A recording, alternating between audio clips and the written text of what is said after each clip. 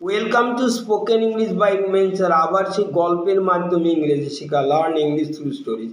আর আজকের গল্প who is more powerful, কে বেশি শক্তিশালী। Once a man and lion were very good friends. একদা একটা মানুষ এবং একটা সিংহের মধ্যে খুব ভালো বন্ধুত্ব ছিল। The lion lived in the forest near the man's village. লায়নটা বাস করতো একটা বনে নিয়ার দি ম্যানস, লোকটার গ্রামের পাশে। One day they decided to go to the city. একদিন তারা সিদ্ধান্ত নিল শহরে যাওয়ার। So they left to city, তারা ত্যাগ করলো শহর দেখার জন্য।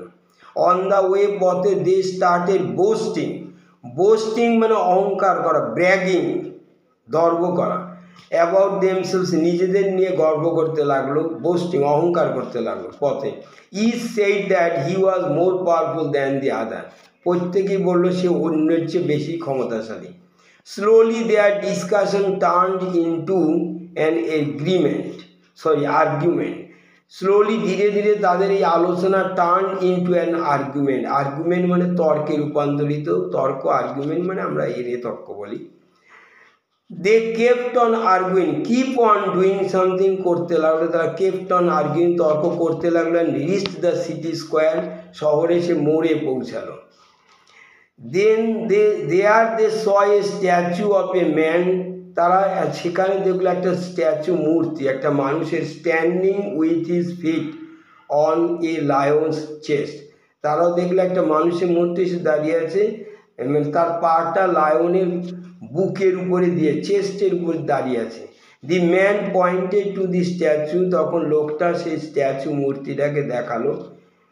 অ্যান্ড সেই বলল, look man is more powerful, দেখো মানুষ বেশি শক্তিশালী।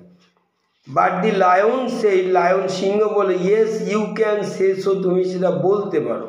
অনলি বিকজ, শুধুমাত্র কারণ, this statue has been made by a man, কারণ এই স্ট্যাচুটা বানিয়েছে এটা মানুষের দ্বারা।